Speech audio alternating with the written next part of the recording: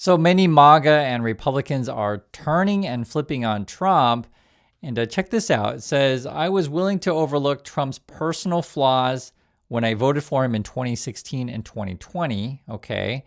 Now we find out he's at best a Epstein protector and at worst an Epstein type person himself. Now the country is in free fall and he's almost 80. What are we doing here?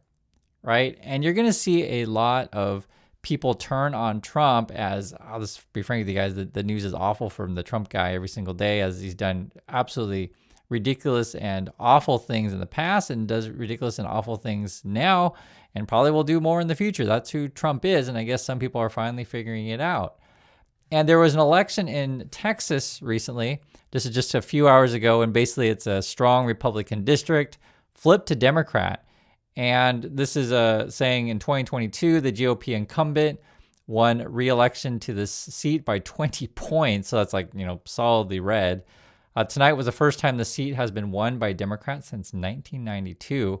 And we're talking about a local race in Texas, of all places, right? So GOP districts flipping blue does not bode well for the Republicans and the MAGA people if you want everything to go red.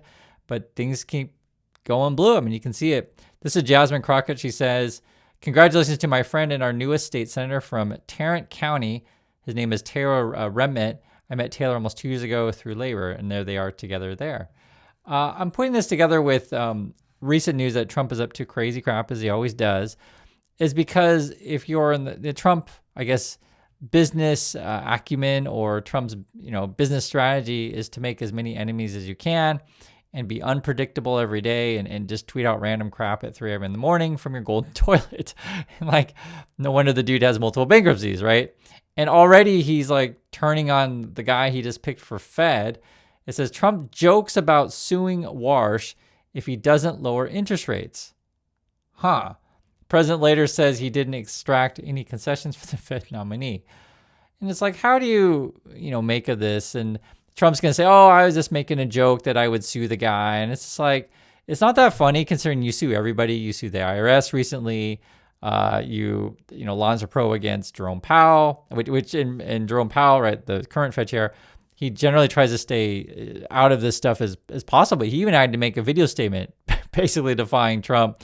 Or, the time they were seen together and Trump's like pointing out, cost of whatever. And Powell's like, no, that's completely wrong. I mean, this Warsh guy, like him or hate him, we he's not even in the position yet, but Trump's already like kind of trying to run the mafia tactics on you, basically.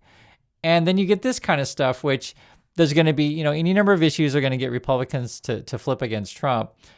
Judge orders release of 5-year-old detained by ICE in Minneapolis. And these are some of the protest signs, Justice for Liam. You can see it there. And if you saw the pictures of it, it was a kid. I mean, it's a 5-year-old kid. And he was wearing a Spider-Man backpack. And it says, this is who you're afraid of. This is, again, protest signs. This was the original photo when you saw that Liam got arrested. And it's just, why are you doing this to kids? I mean, it's obviously terrible. And even MAGA people can see it with their own eyes. This is bad. And yes, there's going to be some whacked out MAGA people out there. But is that going to be everyone? Probably not. I don't think the average person in USA wants to hurt kids. I hope not, at least. And even this MAGA person here is just like, hey, I overlooked Trump's flaws in 2016, 2020, but for him, it's the Epstein stuff, I guess, crosses the line. It should have been a long time ago, not just Epstein stuff, any number of things, but everyone's going to have their pressure point, I guess you could call it. Here's another one. Today, this came out from the Wall Street Journal. Spy chic. Okay, what are we doing now? Bought secret stake in Trump company. Oh, okay. $500 million investment for 49% of world liberty came months before UAE won access to the tightly guarded American chip. So basically, we're bribing people. And we already knew this was going on, but we're just getting more details of it. So $500 million is no chump change. I mean, that's serious money. Says 4 days before Donald Trump's inauguration last year, lieutenants to the Abu Dhabi Royal secretly signed a deal with the Trump family to purchase 49% of stake in the fledgling cryptocurrency venture for $500 million, like ludicrous amount of money. The deal with World Liberty Financial, which hasn't previously been reported, was signed by Eric Trump, the president's son. At least $31 million was also slated to flow to entities affiliated with the family of Steve Witkoff. So that's one of Trump's people. And the Witkoff guy, he works with Jared Kushner on Russia deals and on Gaza stuff. I mean, these people are all crooked. It's obvious. There's no reason at 5 o'clock on a Friday afternoon, I shouldn't be able to send out a swift wire transfer. Right now you can't. I try and make a transfer every single week, and you're trying to push before the 5 o'clock deadline to either receive money or to get it out. How is that modern day finance? You can send $500 million worth of Bitcoin on a Sunday night at 11 p.m. while having a glass of wine with your wife for virtually zero fees. How is the system this lethargic? Why does it take you 120 days to get go through Know Your Customer with your bank if you want to get a home mortgage? It doesn't make any sense. Cryptocurrency is going to fix every single one of these issues, and Bitcoin is digital gold. Bitcoin is going to be one of the greatest stores of value we've ever seen, ever. Ever. It's going to be just so awesome, and all of us, we're just sitting around going, how can I send $500 million when I'm drinking wine with my wife? And oh, by the way, as covered the Wall Street Journal here, spy chic, right? Like this is their problems that they have. Like it's not a coincidence that the Wall Street Journal is covering this story, and then Eric's so brazen talk on TV about like open laundering and corruption, basically. Oh well, all of us need to send $500 million around. I mean, isn't that what we need to do on Friday nights, right? If you're curious, this particular deal, there are. Well, actually, I'll show you this. This is Eric there. He's hanging out with the Abu Dhabi there, right? I guess the money's a-flowing. And there he is speaking at these sort of Bitcoin, stuff. And I get it. There'd be MAGA and Republicans that overlook this stuff. Oh, Chris, they're just doing business. It's about the flow of money. And then what's also kind of weird is when they talk about like, Biden, was it Hunter Biden laptops, stuff like that, they all freak out. But if you talk about like real money and money trails in the Wall Street Journal, there's like, oh, well, it's just doing business. All right, I guess if that's what you want. This is what it is right here. And again, everyone's going to have a different pressure point. Some people, it's going to be the Epstein stuff. Other people, it's going to be this.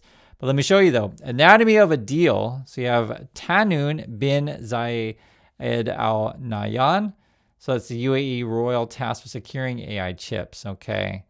So it looks like we're moving money around. You have this World Liberty stablecoin. There's $2 billion in finance. The Arium investment, $500 million goes to World Liberty. Then you got this first payment of $250 million, and then I guess that gets divided up. 187 to the Trump family, 31 million to the Witkoff family, and then 31 million to the Zach Folkman Chase Hero entity. So, I mean, this is obviously, it should be obvious. This is corruption. And I understand there's some people who, again, the Republicans will say, oh, this is all lies. It's all lies. It's like, okay, whatever. That's why I show you the video of Eric talking about sending money, $500 million in the middle of the night with his wife drinking wine. And then you see the story come out of the Wall Street Journal to like, hey, well, we got the, documents of him signing said stuff. And to me, this stuff matters, right? And this is why elections shift. So this is the guy who recently won in Texas.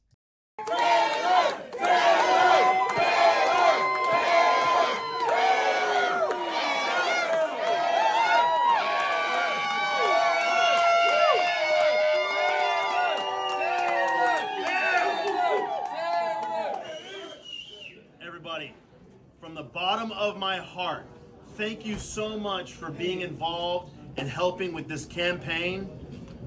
Tonight, this win goes to everyday working people. We